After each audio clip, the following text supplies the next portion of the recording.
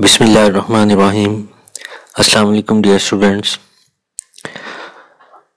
आज का जो क्वेश्चन आंसर का सेशन है उसमें जो मुझे लेक्चर 1 के हवाले से क्वेश्चंस स्टूडेंट्स ने फॉरवर्ड किए उनको मैं आपको एक्सप्लेन करूंगा।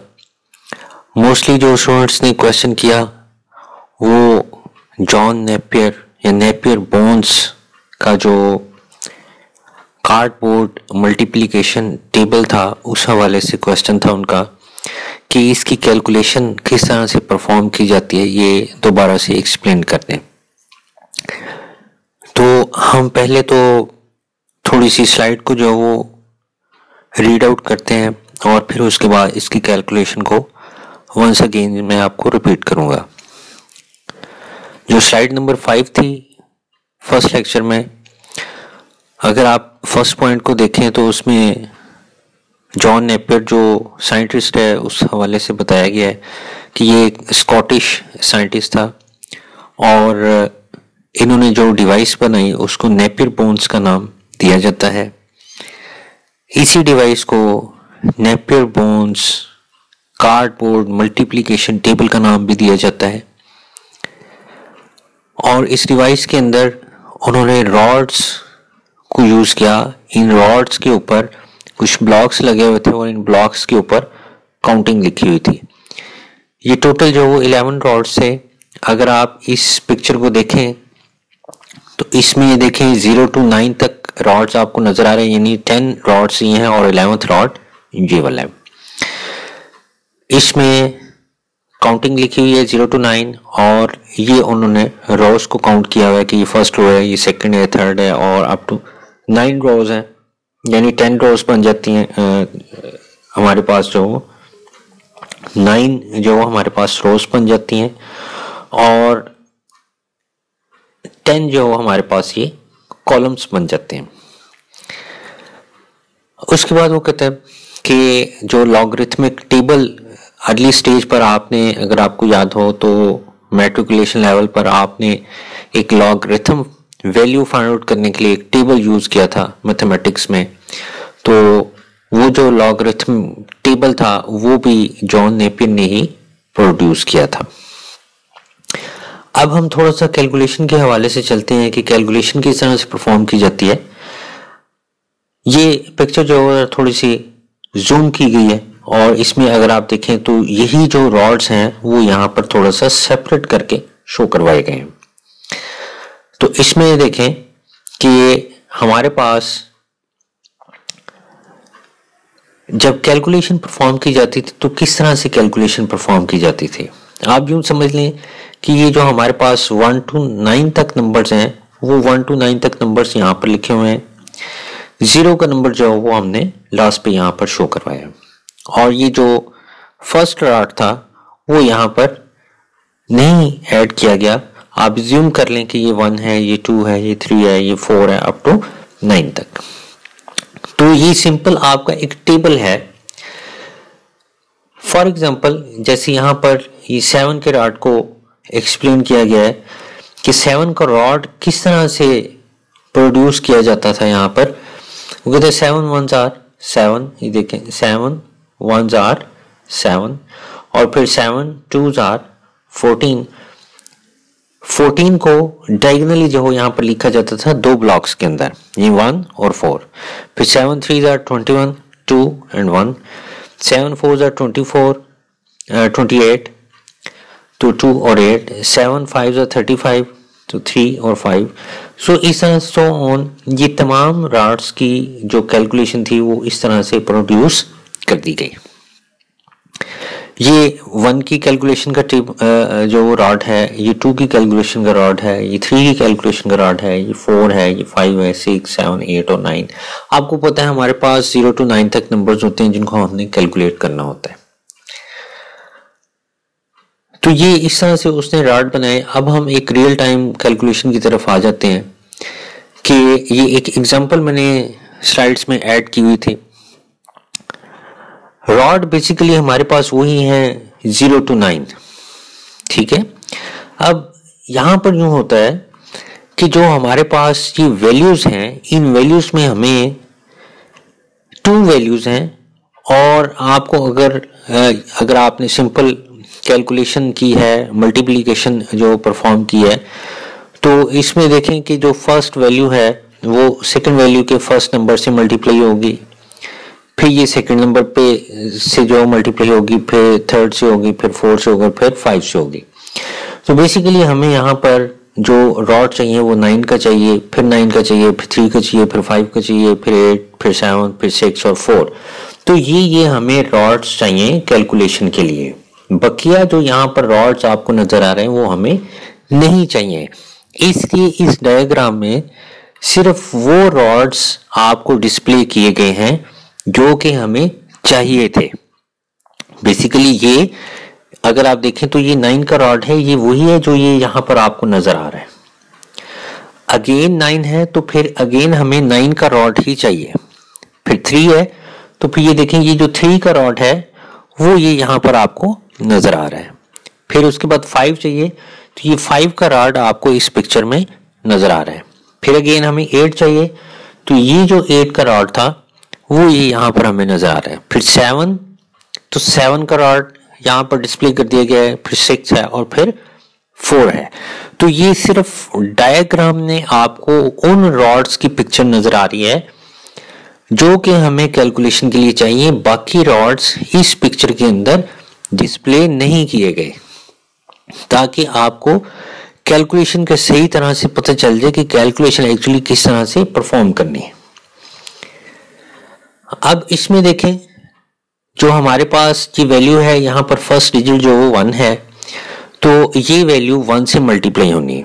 यहाँ पर देखें ये 1 to 9 तक नंबर्स लिखे हुए हैं, तो ये जब 1 से मल्टीप्लाई होगी तो ये यही वाली वैल्यूज आएंगी, यानी 9 1s are 9, 9 1s are 9, 3 1s are 3, 5 3s are 5 1s are 5, 8 1s are 8, 7 1s are 7, 6 1s are 6 and 4 1s are 4।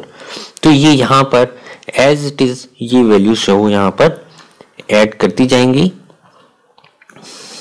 3 5 8 7 6 and 4।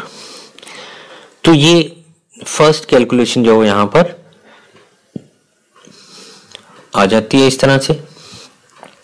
ये जो आपको नजर आ रहा है ये एरो साइन भी लगाया गया है कि ये वैल्यूज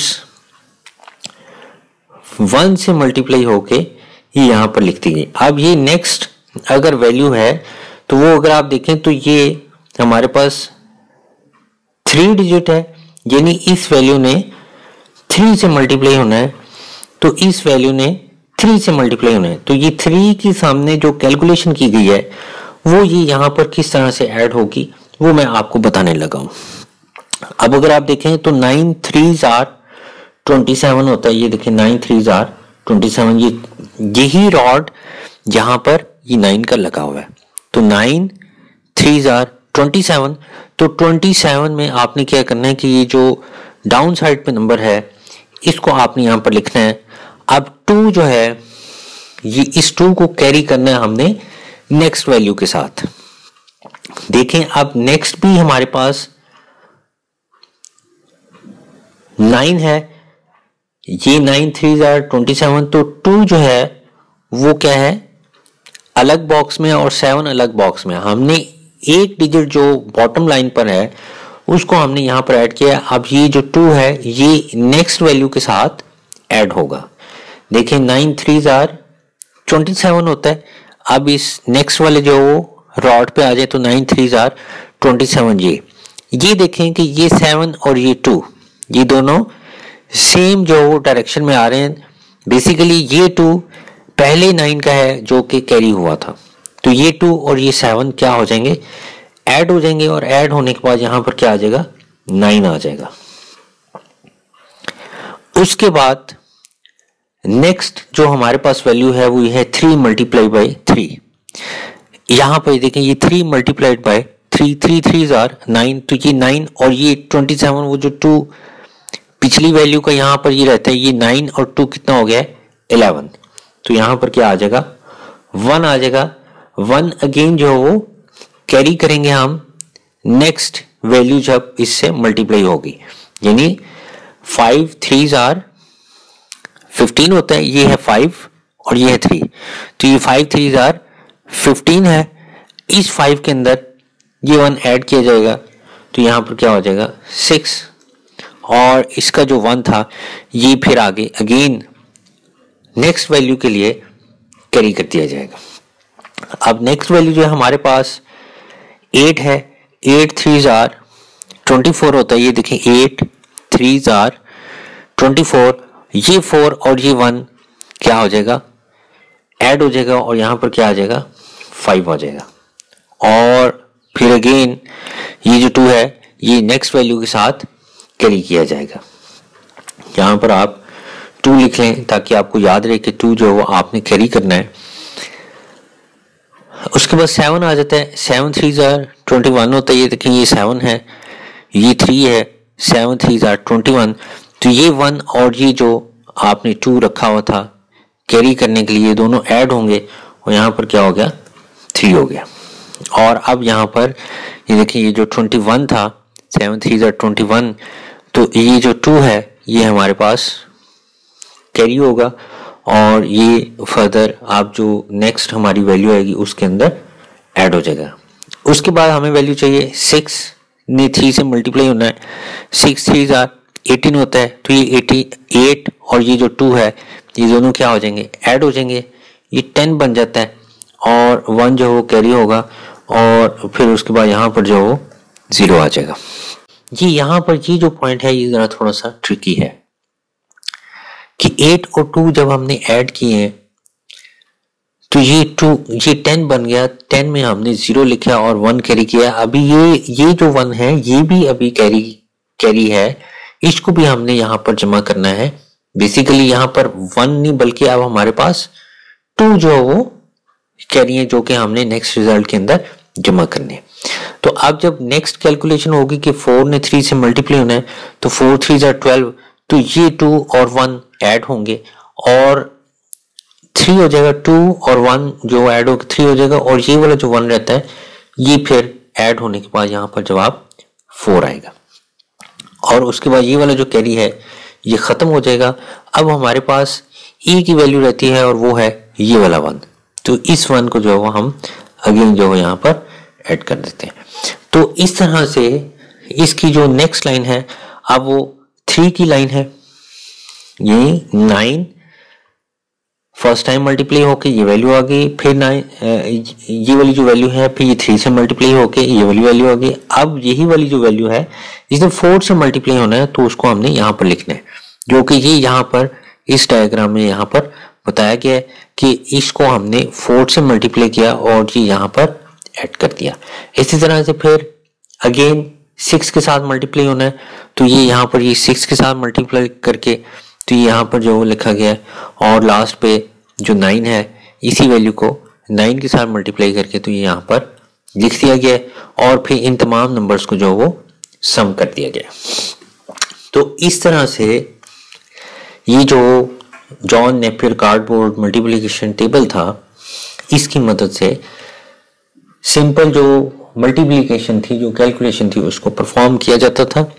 बेसिकली ये जो टेबल हम कैलकुलेट करते हैं, जो टेबल हम जो लर्न करते हैं मल्टीप्लाई के, तो एक्चुअली ये उन टेबल्स को ही यहाँ पर राइट डाउन किया गया था, लेकिन वो उनकी जो प्लेसमेंट थी, जो वर्डिंग्स उनकी जो जवाब आता था उनकी जो प्लेसमेंट थी उसको थोड़ा सा डायगोनली जो यहाँ पर लिखा गया था।